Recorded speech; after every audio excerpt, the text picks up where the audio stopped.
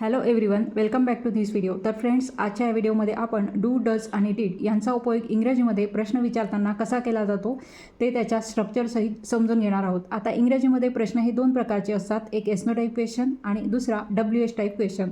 तर आजच्या व्हिडिओमध्ये आपण एस नो टाईप क्वेश्चन हे डू, डज आणि डिडचा उपयोग करून कसे विचारले जातात ते समजून घेणार आहोत. आणि हे जे प्रश्न आहेत ते मी आपल्या रोजच्याच बोलण्यातील प्रश्न घेतलेले आहेत, त्यामुळे तुम्हाला ते समजण्यास अगदी सोपे जातील. त्यामुळे तुम्ही हा व्हिडिओ शेवटपर्यंत नक्की बघा आणि व्हिडिओ जर आवडला तर व्हिडिओला नक्की लाईकसुद्धा करा.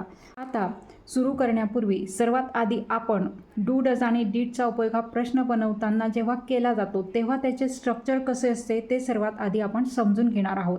तर सर्वात आधी तुम्हाला डू किंवा डज, वर्तमान काळ जर असेल तर डू किंवा डजचा उपयोग करायचा आहे, आणि जर भूतकाळ असेल, भूतकाळातलं वाक्य असेल तर त्यासाठी सर्वात आधी तुम्हाला डिड घ्यायचं असते. त्यानंतर तुम्हाला घ्यायचा असतो सब्जेक्ट म्हणजेच त्या प्रश्नातला कर्ता. त्यानंतर तुम्हाला घ्यायचं असते V1 फॉर्म म्हणजेच आपण त्याला बेस वर्ब असं म्हणतो, आणि त्यानंतर सर्वात शेवटी तुम्हाला ऑब्जेक्ट घ्यायचं असते. आणि जर काही राहिलेले शब्द असतील त्या प्रश्नात तर ते तुम्ही शेवटी ऑब्जेक्ट नंतर घेऊ शकता.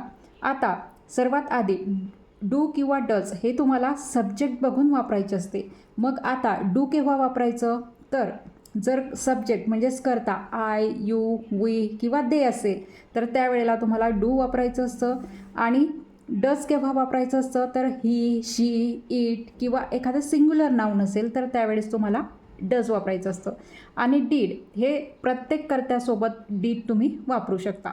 तर आता इथे बघा, मी इथे फर्स्ट क्वेश्चन घेतलेला आहे, तुला इंग्रजी समजते का? आता हा प्रश्न अर्थातच वर्तमान काळातला आहे. आणि आता इथे डू वापरायचं का डज, तर त्यासाठी तुम्हाला सब्जेक्ट बघावा लागेल, कर्ता बघावा लागेल. कर्ता आहे तुला, मग आता त्यासाठी आपण काय वापरत असतो, तू किंवा तुला, यासाठी आपण यू हा कर्ता म्हणून वापरत असतो. मग आता मी तुम्हाला आताच सांगितलं की जर यू कर्ता म्हणून असेल तर त्यावेळेला तुम्हाला डू हे हेल्पिंग वर्ब वापरायचे असते. म्हणजेच या प्रश्नाची सुरुवात कशाने होणार आहे, तर डूने. डू घेतल्यानंतर तुम्हाला सब्जेक्ट घ्यायचा आहे की जो आहे तुला किंवा तू, तुम्ही, यासाठी आपण वापरतो यू, डू यू. त्यानंतर वर्ब बघायचं, वर्ब आहे समजते म्हणजेच समजणे.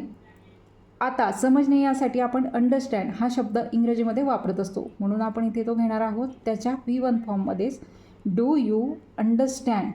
आणि ऑब्जेक्ट का आहे, काय समजते का, तर इंग्रजी समजते का, म्हणजेच हे ऑब्जेक्ट आहे म्हणून ते आपण शेवटी घेणार आहोत. तर अशा प्रकारे बघा हा प्रश्न इथे तयार झालेला आहे, शेवटी question mark. Do you understand English म्हणजे तुला इंग्रजी समजते का. त्यानंतर आता नेक्स्ट बघा, आम्ही आता निघू का. बघा असाही प्रश्न आपल्या बोलण्यात बऱ्याच वेळेला येत असतो. आता इथे बघा, इथे सुद्धा कर्ता बघायचा आधी, डू वापरायचं का डज हे ठरवण्यासाठी तुम्ही आधी कर्ता बघायचा. इथे आहे आम्ही म्हणजेच वी, मग वीसाठी सुद्धा आपण डू हे हेल्पिंग वर्ब वापरतो, म्हणून या प्रश्नाची सुरुवातसुद्धा कशाने होणार आहे, डूने. डू आणि सब्जेक्ट आहे वी, म्हणजे according to the structure you use we after do. मग वी, त्यानंतर आपल्याला क्रियापदाचे पहिले रूप घ्यायचं असते. मग क्रियापद आहे निघू म्हणजेच मूळ क्रियापद बघायचं निघणे. मग निघणे यासाठी आपण लिव वापरतो, म्हणून ते आपण ते V1 मध्येच घेणार आहोत. Do we live. आता ऑब्जेक्ट नाही आहे पण हा इथे राहिलेला शब्द आहे आत्ता, मग तो आपण इथे घ्यायचा आहे. Do we live now. आता आम्ही आता निघू का किंवा आम्ही आता निघायचे का, असं सुद्धा तुम्ही, आता निघायचे का म्हटलं म्हणजे हा काळ बदलणार आहे, पण आता हा वर्तमान काळ आहे, आम्ही आता निघू का, डू वी लिव नाऊ असं तुम्ही. किंवा तुम्ही मी आता निघू का असा जर प्रश्न असला तर इथे आय येणार आहे करता, मी आता निघू का. डू इथे सुद्धा मग आय आहे त्यामुळे डूच येणार आहे, डू आय लिव नाऊ. अशा प्रकारे मग तुम्ही प्रश्न बनवू शकता. आता नेक्स्ट बघा, तिला स्वयंपाक करायला आवडतो का. बघा आता इथे सब्जेक्ट कोणता आहे, तिला. आता इथे तिला म्हणजेच इथे आपण शी वापरणार आहोत सब्जेक्ट. मग आता शीसाठी एकवचनी करता आहे तेव्हा आपण डज हे हेल्पिंग वर्ब वापरत असतो, हे मी तुम्हाला आताच सांगितलं. म्हणून या प्रश्नाची सुरुवात कशाने होणार आहे, तर डजने. आता तुमच्या लक्षात आलेलं असेल की हे जे प्रश्न आहेत या प्रश्नाचे उत्तर फक्त एस किंवा नो असं येणार आहे, डिटेल उत्तर देण्याची तुम्हाला इथे गरज नाही आहे. म्हणजेच अशा प्रकारचे जे प्रश्न असतात इंग्रजीमध्ये त्यांना एस नो टाईप क्वेश्चन म्हणतात, हे मी तुम्हाला आधीच सांगितलं. आता डज नंतर सब्जेक्ट का आहे, तिला, म्हणजेच इंग्रजीत आपण शी म्हणतो, डज शी. आता इथे बघा, इथे दोन प्रकारचे वर्ब म्हणजेच क्रियापद आलेले आहेत. एक काय आहे, आवडतो म्हणजेच आवडणे आणि स्वयंपाक करणे, हे दोन क्रियापद आलेले आहेत. तर हे जे दुसरं क्रियापद आहे हे मुख्य क्रियापद म्हणून तुम्हाला वापरायचं असते. म्हणजेच त्याचा V1 फॉर्म तुम्हाला इथे घ्यायचा आहे. आवडणे म्हणजेच लाईक, म्हणजेच इथे येणार आहे डज सी लाईक. आणि जे दुसरं क्रियापद असते, दुसरं क्रियापद कोणतं आहे? स्वयंपाक करणे. तर ते इन्फिनेटिव्ह म्हणून तुम्हाला इथे घ्यायचं असते. इन्फिनेटिव्ह म्हणजेच काय? टू वापरायचा, टू कुक. स्वयंपाक करणे म्हणजेच काय? कुक हा शब्द आपण त्यासाठी वापरतो, त्याचं इन्फिनेटिव्ह तुम्हाला इथे घ्यायचं असते, म्हणजे टू कुक असं तिथे वापरायचं असते. आणि शेवटी द्यायचा ऑब्जेक्ट नाही आहे, म्हणजे शेवटी तुम्हाला इथे क्वेश्चन मार्क द्यायचा आहे. Does she like to cook. अशा प्रकारे हा क्वेश्चन इथे तयार होणार आहे. आता तुम्हाला समजलं असेल की दोन जर क्रियापदं असले प्रश्नामध्ये किंवा वाक्य जरी असलं तरी तेव्हा तिथे सुद्धा हाच रूल फॉलो होतो, हे लक्षात घ्यायचं की दुसरं जे क्रियापद असते ते मेन वर्ब म्हणून तुम्हाला घ्यायचं असते. आता नेक्स्ट बघा, तो इथे काम करतो का? बघा, तो इथे काम करतो का हा प्रश्नसुद्धा प्रेझेंट टेन्समधलाच आहे. सब्जेक्ट का आहे? तो, म्हणजेच काय येणार आहे? ही. मग हीसाठी सुद्धा आपण डज हे हेल्पिंग वर्ब वापरत असतो. म्हणून हा प्रश्नाची सुरुवातसुद्धा कशाने होणार आहे? डजने. डज सब्जेक्ट का आहे? तो, म्हणजेच ही. Does he. आणि वर्क का आहे? काम करतो, म्हणजेच मूळ क्रियापद काम करणे, त्यासाठी वर्क हा शब्द आपण वापरत असतो. Does he work. आता इथे ऑब्जेक्ट नाही आहे, पण इथे एक शब्द राहिला इथे, मग त्यासाठी आपण इंग्रजीमध्ये हिअर वापरतो, म्हणून ते इथे तुम्हाला घ्यायचे आहे. Does he work here. तो इथे काम करतो का? किंवा ती इथे काम करते का? डज शी वर्क हिअर असं तुम्ही म्हणू शकता. आता नेक्स्ट बघा, तिने तुला फोन केला का? बघा, तिने तुला फोन केला का? आता तुमच्या लक्षात आलं असेल की हा जो प्रश्न आहे तो भूतकाळातला आहे. केला का म्हणजेच हा जो प्रश्न आहे तो कशातला आहे? कोणत्या काळातला आहे? भूतकाळातला आहे. मग आता मी तुम्हाला आधीच सांगितलं आहे की जेव्हा आपण एखादा प्रश्न भूतकाळात तयार करत असतो तेव्हा तिथे सब्जेक्ट बघण्याची गरज नसते. प्रत्येक सब्जेक्टसोबत तुम्ही डीड हे हेल्पिंग वर्ब वापरू शकता किंवा वापरता. आता बघा, सर्वात आधी तर आपण काय घेणार आहोत? डीड हे हेल्पिंग वर्ब, म्हणजेच डीड. नंतर सब्जेक्ट का आहे? तिने, म्हणजेच त्यासाठी आपण वापरू इथे शी. डीड शी. नंतर वर्ब का आहे? फोन करणे, म्हणजेच कॉल हा शब्द वापरतो.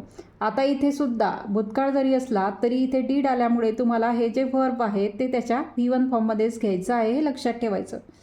Did she call. नंतर ऑब्जेक्ट घ्यायचं आहे, ते आहे तुला, म्हणजेच त्यासाठी आपण वापरतो यू. शेवटी द्यायचं आहे question mark. Did she call you. तिने तुला फोन केला का? असा हा प्रश्न मग इंग्रजीत तयार होणार आहे. हा भूतकाळातला प्रश्न आहे, एस नो टाईपचा क्वेश्चन आहे. आता नेक्स्ट बघा, ती तुला बाजारात भेटली का? आता हा सुद्धा प्रश्न कसा आहे? भूतकाळातलाच आहे. भेटली का म्हणजे भेटली होती का, म्हणजेच हा सुद्धा प्रश्न भूतकाळातला आहे. म्हणजेच या प्रश्नाची सुरुवातसुद्धा कशाने होणार आहे? तर डीडने होणार आहे. ती, म्हणजेच इथे सुद्धा सब्जेक्ट काय येणार आहे? शी. Did she. त्यानंतर आता वर्ब का आहे? भेटली, म्हणजेच मूळ वर्ब मूळ क्रियापद भेटणे असं आहे, म्हणून आपण त्यासाठी घेणार आहोत मीट. Did she meet. त्यानंतर ऑब्जेक्ट घ्यायचं आहे. का आहे ऑब्जेक्ट? तुला. कोणाला भेटली का? तर तुला, म्हणून इथे आपण घेणार आहोत डीड शी मीट यू. आणि कुठे भेटली का? तर बाजारात, म्हणून आपण इथे घेणार आहोत ॲट द मार्केट. बघा, अशा प्रकारे हा प्रश्न इथे तयार झालेला आहे. नंतर तुम्हाला काय द्यायचं आहे इथे? Question mark. Did she meet you at the market. ती तुला बाजारात भेटली का? त्यानंतर आता नेक्स्ट बघा, तू रोज व्यायाम करतो का? असा सुद्धा प्रश्न आपण बऱ्याच वेळेला विचारत असतो. आता हा प्रश्न परत कोणत्या काळातला आहे? करतो का, तो आलेला आहे, म्हणजेच हा सुद्धा प्रेझेंट टेन्समधला प्रश्न आहे. पण आता इथे प्रेझेंट टेन्समधला प्रश्न असला म्हणजे तुम्हाला इथे सब्जेक्ट बघण्याची गरज आहे, कारण तुम्हाला डू किंवा डज वापरताना सब्जेक्टनुसार वापरायचं असतं. आता इथे सब्जेक्ट आहे तू, म्हणजेच इथे यू हे सब्जेक्ट करता म्हणून येणार आहे. मग यू जेव्हा आपण करता म्हणून वापरतो तेव्हा आपण डू वापरतो, म्हणून या प्रश्नाची सुरुवात कशाने होणार आहे? डू. त्यानंतर करता काय आहे? सब्जेक्ट काय आहे? यू. व्यायाम करणे, एक्झरसाइज, म्हणून आपण इथे घेणार आहोत एक्झरसाइज. Do exercise. तू व्यायाम करतो का? केव्हा? ऑब्जेक्ट नाही आहे, पण इथे एक शब्द काय आहे? रोज, म्हणून रोजसाठी आपण वापरणार आहोत एव्हरी डे. बघा, अशा प्रकारे हा प्रश्न इथे तयार झालेला आहे. Do you exercise every day. तू रोज व्यायाम करतो का? अशा प्रकारे. आता हा नेक्स्ट क्वेश्चन बघा, ती गाणे गाते का? आता हा जो क्वेश्चन आहे तो कोणत्या काळातला आहे ते तुम्ही ओळखून त्यानुसार डू, डज किंवा डीड याचा योग्य वापर करून हा प्रश्न तुम्ही इंग्रजीमध्ये ट्रान्सलेट करायचा आहे आणि त्याचे ट्रान्सलेशन मग कमेंट बॉक्समध्ये तुम्हाला लिहायचे आहे. तर अशा प्रकारे आजच्या या व्हिडिओमध्ये आपण डू, डज आणि डीड यांचा उपयोग एसनो टाईप क्वेश्चन विचारताना कशा प्रकारे केला जातो ते त्याच्या स्ट्रक्चरसहित समजून घेतले. आता पुढच्या व्हिडिओमध्ये आपण डू, डज आणि डीडचा उपयोग करून WH टाईपचे क्वेश्चन हे कसे विचारले जातात ते समजून घेणार आहोत. तेव्हा आजचा हा माझा व्हिडिओ तुम्हाला कसा वाटला ते कमेंट करून नक्की सांगा. थँक्यू.